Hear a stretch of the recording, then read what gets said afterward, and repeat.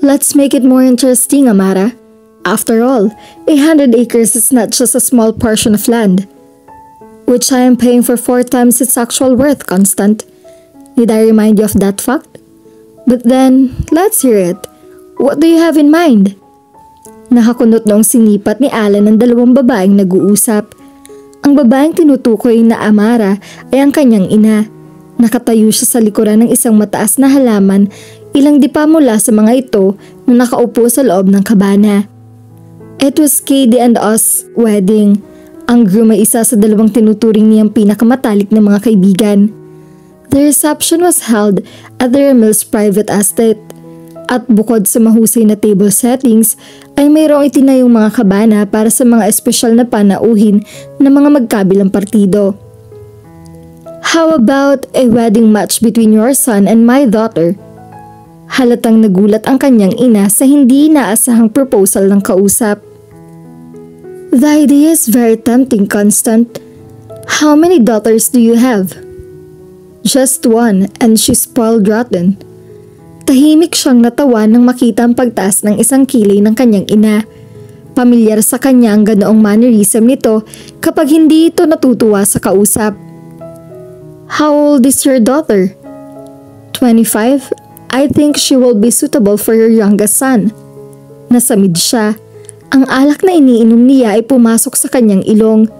Dahilan para sumirit sakit pataas sa gulugod ng kanyang ilong at dumaloy patungo sa magkabilang sentido niya. Umalis siya sa kinatatayuan niya sa pangambang mapansin siya ng dalawang babae. What happened to you? Nagtatakang tanong ng kanyang kaibigan na si Gary. Ilingat senyas lamang ang nagawa niyang itugon dito. Iniihit pa niya ang sarili sa pag-ubo. Tinapik nito ang kanyang likod. Sumenya siyang ayos lang siya, ngunit hindi ito nagpaawat at sa muling pagtapik nito sa kanyang likod ay muntik na siyang mapasubsob sa Bermuda grass. Baka, paasik na sabi niya rito na ang ibig sabihin ay hangal. Ang lakas ng tawa ng loko, kahit kailan talaga ay siraulo ito. Parang bata na pulos kalokohan ng alam. Hinagod niya ang magkabilang sentido. Parang kumikibot-kibot ang mga litid niya roon. At sa halip na makatulong ay parang pinalalapan ng baliw na si Gary ang kanyang nararamdaman. Sino ba kasing sinisilip mo? Curious na nanghahaba ang leg nito sa pagsilip sa tinitingnan niya. That's Tita Amara. And the other woman? Interesting.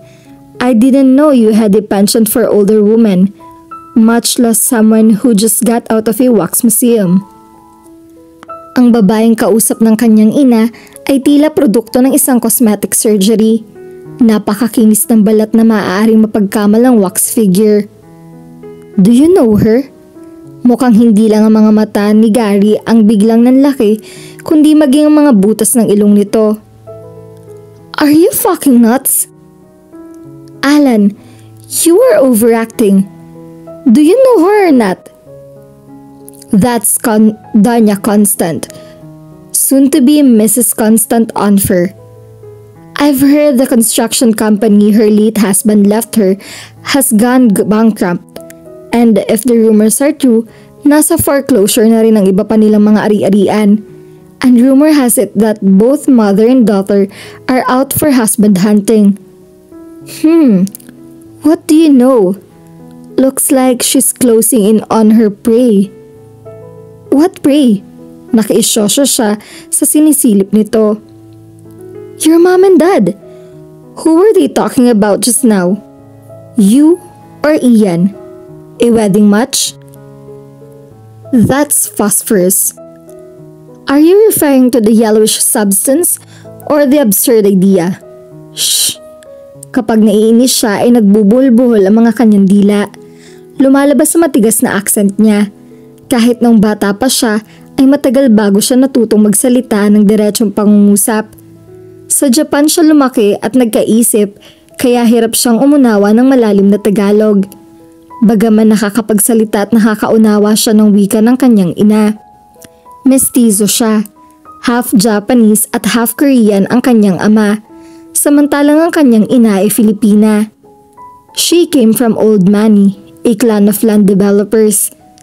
Isang Japanese naval officer ang kanyang ama na nakilala ng kanyang ina sa isang cruise. Nagkaibigan ng mga ito at nang magpakasalay sa Japan na nirahan sa loob ng 15 taon. Bumalik sila sa Pilipinas at ganap na ninirahan sa bansa nang magkasakit ng malubha ang kanyang abuelo sa partido ng ina niya, si Lolo Silverio Lopez. Nang magretiro ang kanyang lolo, ay ang kanyang ina ang nagpatuloy sa pangangasiwa ng Realty and Company. "Man, this is getting interesting," komento ni Gary na kulang na lang ay kumuha ng popcorn habang matamang nakikinig ng usapan. Naiiritang napabugas siya ng hangin. A feeling of dread slowly crept up his spine upon the mention of his name. Minsan pa ay binanggit ni Constant Onfer na siya ang bagay sa unikaihan nito at hindi si Ian na mas malayong agwat ang edad.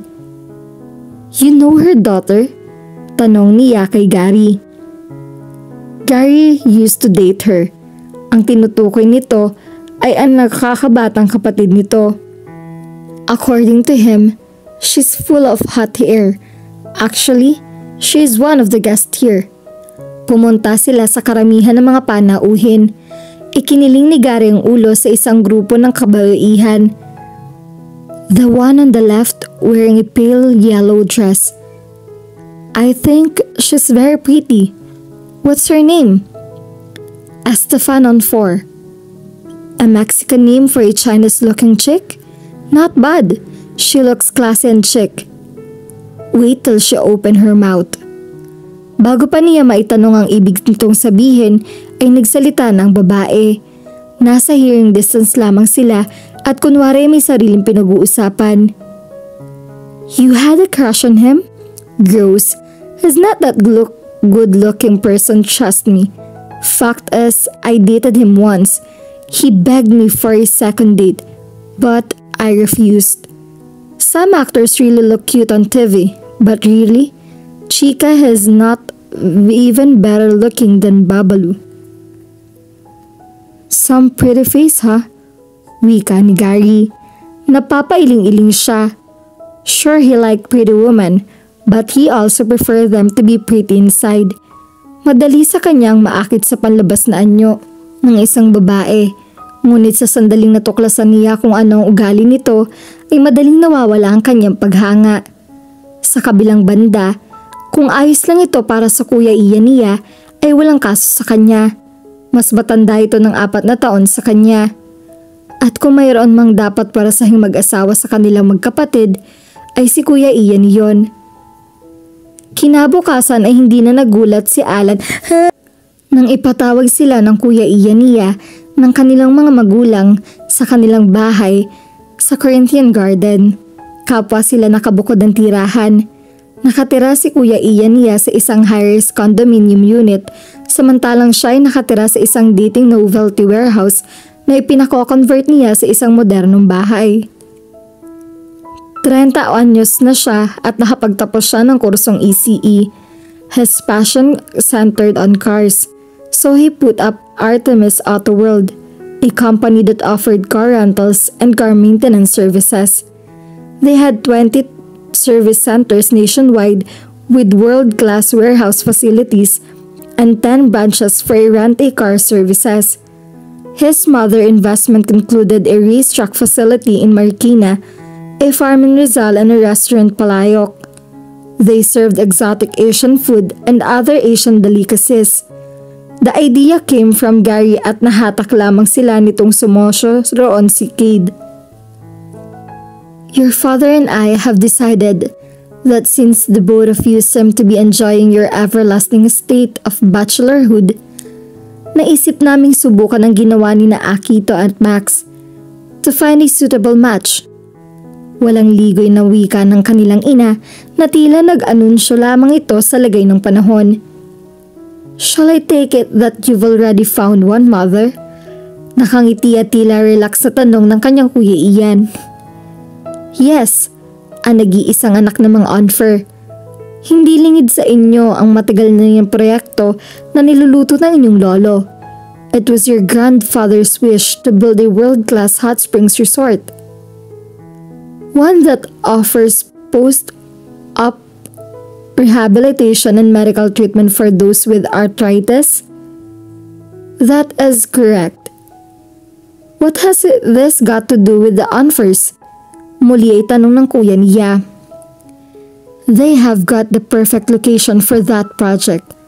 Subalit may mga kondisyon sina Constant bago siya pumayag na ipagbili ang malaking bahagi ng property. Is she out of her mind? They badly need the money, mother. It's not like you have to beg for it. But I will if I have to, Ian. Our people have already conducted a study on this project. At ang lupaing iyon ay perpektong lokasyon dahil sa isang maliit na bulkan na malapit. Bulkan? There's no need to worry about it though. It is safe. A natural hot spring draws its sources from a nearby dormant volcano. And since we are after medical treatment, mas maganda kung natural at hindi artificially heated ang ating hot spring. Alright, point taken. But what has this got to do with her daughter? Matutuloy lamang ang aming transaction kung isa sa inyong magkapatid ay maikakasal kay Estefan. Bagaman inaasahan na niya iyon, ay nakakagulat pa rin para sa kanya na marinig iyon mula mismo sa kanyang ina. Pagkaraniwan man iyon ang sistema sa karamihan ng mayayamang angkan, ay hindi pa rin siya pabor sa ideya na gawing tila isang business transaction ang kasal. If you're looking for the perfect candidate, Mom, I think that would be Alan here. Right, bro? Congratulations! Teka lang, sandali, Ian. Ikaw ang panganay. Kung meron man akong higit na inaasahan sa bagay na ito, ay ikaw yon. Hindi lamang ito tungkol sa proyekto ng Hot Springs Resort o negosyo. Hindi ka na bumabata. At kung hihintayin namin na ikaw magdesisyon kung kailan ka magpapakasal, ay may palagay akong pareho ng pantay ang mga paa namin ng iyong ina, ay wala ka pa ring asawa. Wika ng kanilang ama. Diretso ito magsalita ng Tagalog. Kumpara sa kanila ay parang mas purong Filipino pa ito sa kilos at pananalita. Wala itong tuwang o accent. I'm sorry, Dad. This might not be the right time for this. But with all due respect, what you're asking from me isn't possible. I'm gay. Sa tingin niya ay muntik nang mahulog sa kinauupuan nito ang kanyang ama. Ang kanyang ina naman ay natuptop ang bibig. Salamat na lamang at regular nitong nasusubaybayan ang kalusugan nito kaya kampante silang wala itong sakit sa puso. Siya ay parang muntik na ring masamid. Bloody hell. Tagatak na ang pawis ni Alan. May 4 na oras na yata silang naglalakad ng tauhan niyang si Renz. Pero wala pa rin siyang makitang bayan. Trilo Primitive. Ito ang pangalan ng maliit na bayang pinagmula ng asawa nito. Nang tanungin niya ito kung nasaan parte iyon sa mapa ng Pilipinas, ay isa lamang naging tugon nito. Nasa pinakaliblib na pook iyon. Ni hindi pa raw iyon naaabot ng anumang telecommunication sites. Ang tubig ay iniigib pa sa batis at balon, habang ang kuryente ay may schedule. Bubuhayin pagsapit ng alas 6 ng gabi at papatayin pagsapit ng alas 6 ng umaga. Naisip niyang bagay ang bayan ng asawa nito para pagtaguan niya. Mula nang ipahayag ng Kuya Ian niya ang tungkol sa sexualidad nito, ay sa kanya na bumagsak ang pressure na pakasalan sa Estefan on 4. Sinikap niyang pagbigyan ng mga magulang niya. Pinakabagayan niya ang eccentricity ni Stefan, pati ang pagka-prima donna nito. Subalit sadyang hindi uubra. Hindi niya kayang matinding sakit sa ulo ito. Ilang kababaihan na ang naidedate niya na di hamak na mas nakakaangat dito ng katayuan sa alta sosyedad, ngunit hindi pa siya nakakatagpo ng isang tulad nito na kung umasta ay dadaigin pa sa Paris Hilton. Metikulosa ito at masyadong maarte. Ayaw nitong kumain sa hindi primera klaseng restaurant. At kapag may ginusto, ora mismo ay nais nitong makuha. Hindi pa man matatawag na opisyal ang kanilang relasyon, ay tila gusto na nitong butasin ang kanyang bulsa sa kakapabili nito ng kung ano-ano. Kapag kasama niya ito, ay mababa ng 200,000 piso ang gastos niya sa loob ng isang gabi. Kung ganoon ang ganoon ay mas nanaisin pa niyang magbabad na lang sa kasino. At least sa kasino ay may tsansa pa siyang manalo. Kay Estefan, mas malamang parati ang kanyang talo. May nakaschedule na silang date para sa susunod na linggo. Subalit bago pa dumating ang araw na iyon, ay buo ng loob niyang hindi ito siputin. Kinausap niya si Renz at sinabi niyang nais niyang magbakasyon sa lugar nito. Tila hindi pa ito makapaniwala noong una hanggang sasabihin niyang handa na siyang sagutin ang lahat ng gastos sa panganganak ng asawa nito. Isama lamang niya ito sa pag-uwi nito sa Trillo Primitive. Nabigla man ay mabilis itong sumang-ayon. Mahigpit niyang ibinilin dito na walang ibang dapat makaalam ng tungkol doon. Ayaw niyang magkaroon ng lead ang pamilya niya upang mabilis siyang matunton. Kahit sina Katie at Gary ay walang ideya sa mga plano niya. He left it to his OIC to handle his business. As for his family, isang mahaba-habang sulat ang ipinadala niya sa kanyang ina kasama ang isang basket ng paborito nitong bulaklak. Humingi siya ng dispensa. Unang-una niyang hiningi ang pag-unawa nito. Ganon din ang kanyang ama. Hiniling niyang huwag muna siyang hanapin ng mga ito at bigyan siya ng pagkakataong mag-isip. Bagaman ganon ang sinabi niya ay hindi siya nakatitiyak na walang gagawing hakbang ang mga magulang niya upang hindi agad siya mahanap. He left in the middle of the night. He took a cab at the terminal ng bus na dun sila nagkita ni Renz.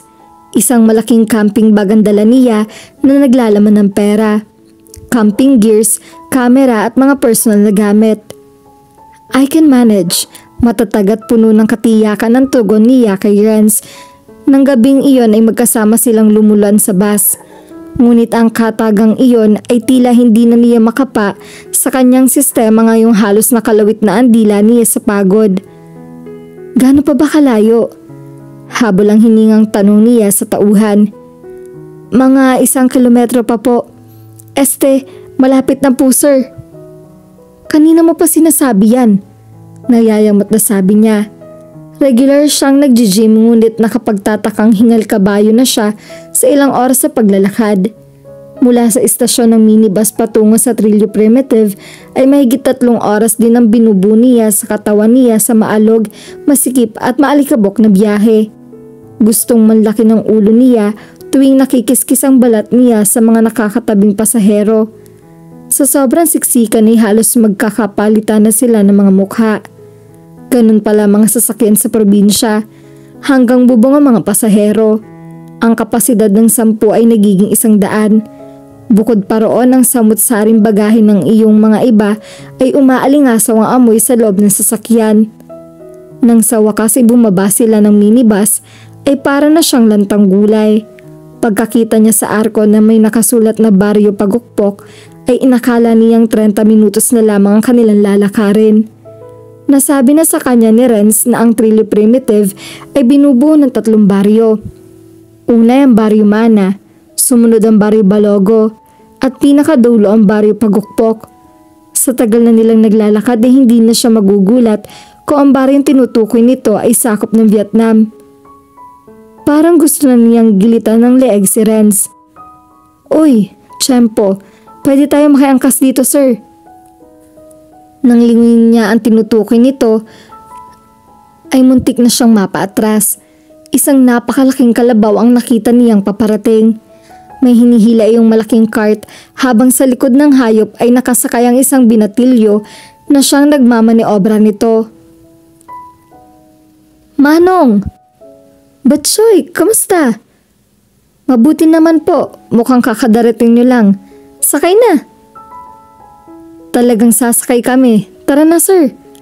Hindi man siya komportable sa pangambang biglang sumabit ito sa takbo ng kalabaw ay napilitan na rin siyang sumunod kay Renz. Nang sumampa ito sa cart, hapong-hapo na siya at may palagay siyang sa sandaling lumapat ang likod niya sa higaan ay agad siyang makakatulog. Halos hindi na nga niya alintana ang gutom gayong huling kain nila ay bandang 10:00 pa ng umaga nang mag-stop over ang kanilang sinasakyan malapit sa isang gasoline station. Napahikab na siya ng mga sandal ang likod na inilapag ang camping bag. Sa pagitan ng maalog at mabagal na takbo ng kanilang sinasakyan ay hindi niya napaglabanan ng pamimigat ng kanyang mga talukap. Matamang pinagmasdan ni Josephine ang lalaking natagpuan niyang natutulog sa karitela ni Kalakian. Pupunta na sana siya sa puno ng sampalok upang manguha ng talbos at bulaklak ng puno nang madaanan niya ito sa kubong pinagsisilungan ng karitela ng alaga nitong kalabaw. Hindi sana niya ito mapapansin kung hindi sa neon color ng inuunanan nitong malaking bag. Sa unang tingin pa lang ay akay daling sabihin na hindi taga-Baryo Pagukpok. Turista? Bagamat maraming magagandang tanawin sa lugar nila, ay 1 o 2 pagkakataon pa lamang nangyari na may naligaw roong dayuhan. Inadjust niya ang suot na salamin sa mga mata at muli niyang sinipat ang estranghero. Pino at makinis ang maputing balat nito. Medyo pahaba ang hugis sa mukha na parang kay Vic Soto na tinatampukan ng matangos na ilong. Katamtamang lago ng mga kilay, chinito mga mata at mga labing katamtaman din ang kapal. Tila kay lambot din ng mga hibla ng buhok nito na ang gupit ay hanggang batok. Sapagkat bahagya itong nakatagilid ng posisyon ay medyo natatakpan ang tenga nito. Mukhang hindi ito Pinoy kagaya niya. Hapones kaya ito, Phil-Am. Sa kabuuan ay magandang lalaki ito. At kung tama ang palagay niya, marahil ay isa nga itong turista. Kumilos ito, automatiko siyang napatuwid ng tayo. Voluntaryong napaurong ang kanyang mga paa, dahilan upang matakpan niya ang isang tuyong sanga at lumikha ng ingay. Dahan-dahang dumilat ang estranghero, para nagtaka pa ito sa kinaroroonan. Nang mapako siya ng kanyang mga mata, ay ito ang nagulat pa. Hello? Dito ba nakatira si Renz? Ha? Si Renz. Renz Matya. Si Enz. Tagaroon sa kakbila. Nakakaunawa naman pala ito ng Tagalog, bagaman mukha may kaunti itong tuwang. At paano ito nakilala ni Enz? Magkasama ba kayo? Balita ko nga'y dumating na siya. Hindi pa ako nakakalipat sa kanila para mangmusta. Pwede mo bang ituro sa akin ang bahay niya? Parang gusto niyang mapangiti. Naaaliw siya pakinggan na magsalita ang lalaking dayuhan. Well, biglang pumormal na ekspresyon nito. Nakadama siya ng pagkailang, lalo pa nga at nang tumayo ito ay natanto niyang matangkad dito. Hindi ito mukhang maskulado.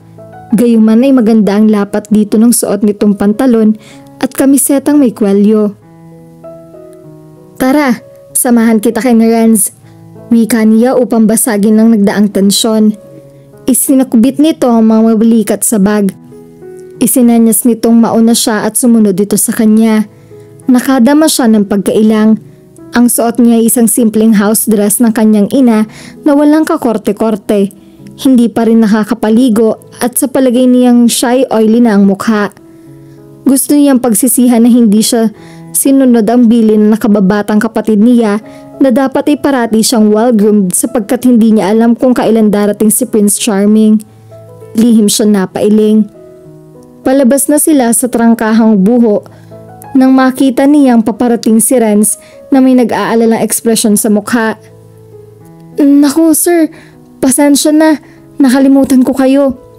Panay ang yuko nito na kulang na lang ay magpatira pa ito sa harap ng lalaki. It's okay. Pasensya na po talaga sir, sa kasabikan kong makita ang asawa ko at mga anak ay nakaligtaan ko kayo. I said it was okay. Nais na niya magtaka kung sino ba ang lalaki at gano'n na lamang nakikita niya ang pagkabahala ni Renz. Boss kaya ito nang huli? Pinang, ikaw pala yan. Salamat ha. Siya nga pala sir. Si Pinang, kababata ko. Automatiko siyang naglahad ng kamay. Miss Josephine, hindi man niya intensyong ibigyan diin ng dalaga, ay napadiin ang pagkabigkas niya ng miss. Si Sir Alan nga pala, siya ang supervisor. We work for the same company. Maagap na putol na lalaki sa sinabi ni Renz. Inabot nito ang palad at inilahad sa kanya. Alan Ramos, Ramos? Filipino ka ba o half Filipino? 1/3 Japanese. Ah, kung gano'n ay imported ka sa mother side. Imported? Hindi niya naawat ang sariling matawa sa ekspresyon nito.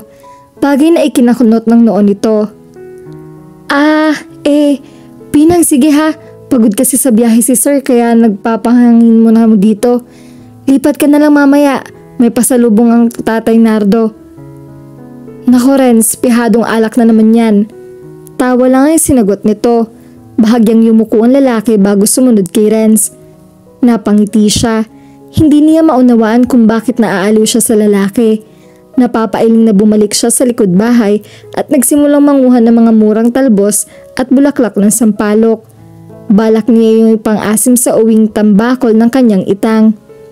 Habang nagluluto ay tila kay gaan ng pakiramdam niya. Panay pa ang paghimig niya ng isang lumang kanta. Ate, masama raw yan. Anang nakababatang kapatid niya na si Therese na biglang sumulpot sa kusina. Sinilip nito ang niluluto niya. Masama ang kumanta? Habang nagluluto, nakakapag-asawa raw ng balon na may 1 dosenang anak. Sus, kalokohan! Wala namang itsura ng Alan na Ramos na iyon na may 1 dosenang anak na to. Sa naisip ay biglang nag-ingit ang makakabilang pisngi niya. Bakit? Minsan ay iniisip niyang may ESP si Therese. Para kasing nababasa nito ang tumatakbo sa isip niya. Wala. Wala raw? Bakit parang namumula ka? Ikaw kayang humarap na matagal dito sa apoy. Lumabi lang ito. 20 anyos na ito, ngunit pagdating sa mga gawaing bahay ay hindi man lang ito maasahan, lalo na sa pangungusina. Allergic itong maulingan ng kamay. Kahoy kasi ang gamit nilang panggatong. Matagal pa ba yan? Nagugutom na ako. Yan, dyan ka magaling. Pakikuha nga yung mangkok ng may takip. Magrarasyon ka na naman ng ulam? Kahit tonong nagrereklamo ay sumunod din ito sa inuutos niya. Para kang si Inang kapag nagluluto'y korporasyon. Kulang na lang pati si Mayor paghirita ng ulam. Dumating kasi si Renz, bibigyan ko ng ulam. At baka ni hindi na nakuhang maging maghanda ni Minmin. Alam mo namang kabubuanan ng tao.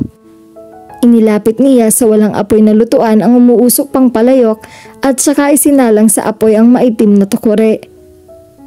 Bantayan mo to, para yan sa kape ni Itang. Sandali lang ako at pagbalik ko ay kakain na tayo ng hapunan. Bilin niya rito bago niya ito iwanan. At dito na po nagtatapos ang ating kwento. Sabay-sabay po nating abangan ang susunod na kabanata. Maraming salamat po. God bless and stay safe.